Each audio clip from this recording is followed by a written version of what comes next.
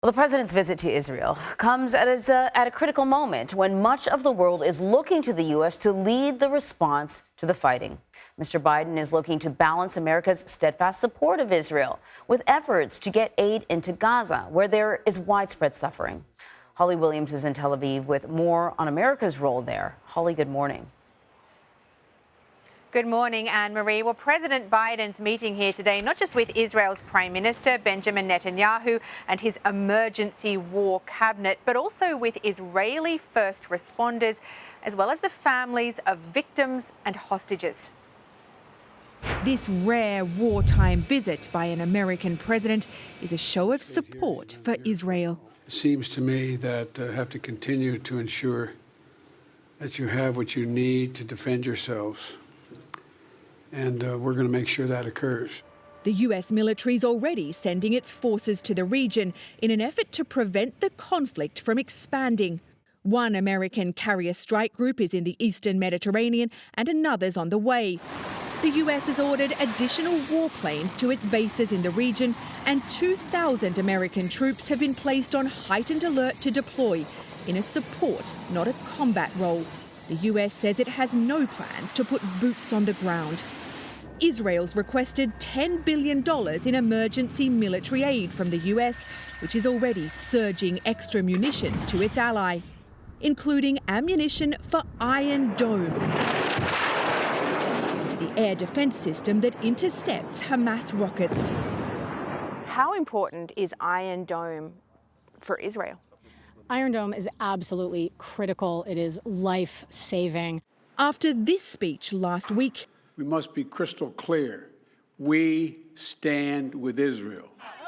Some people here in Israel have told us the American president is showing the kind of leadership they'd like to see from Prime Minister Netanyahu. We are so proud that we have such a president like Joe Biden that helps us.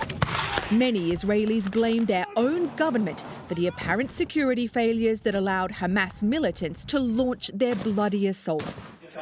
And in recent days, several cabinet ministers have been berated in public. "You've destroyed the country," shouts this man at one of the ministers. A trip like this for President Biden is not without dangers. We've been in and out of bomb shelters in recent days every time the air raid alert sounds. Anne-Marie?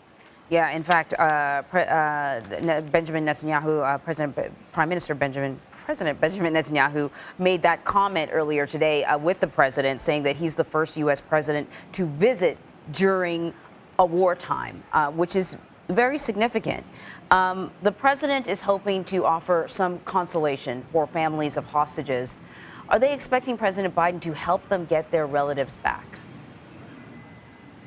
Well, Anne-Marie, I think that the families of hostages are desperate. I mean, you can probably imagine what they're going through at this point, and they will take help from, whoever can give it to them. But yes, we spoke with the mother of one of the hostages yesterday. Her daughter, Mia Shem, appeared in that new video that Hamas released, the first video that Hamas had released of hostages in several days.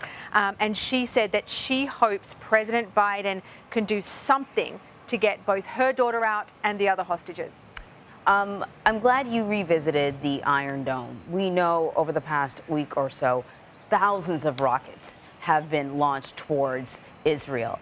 The Iron Dome is what keeps Israel there, what allows people to sort of continue living there. Can you remind us of how it works and, once again, how important it is? Yeah, it's really interesting. It's a network of launches, and you saw some of them there in our report. And together they create this Iron Dome over Israel. And the way they work is that they intercept rockets that are fired from the Gaza Strip. Now, according to Israel's military, more than 6,000 rockets have been fired from the Gaza Strip towards Israel in the last week alone.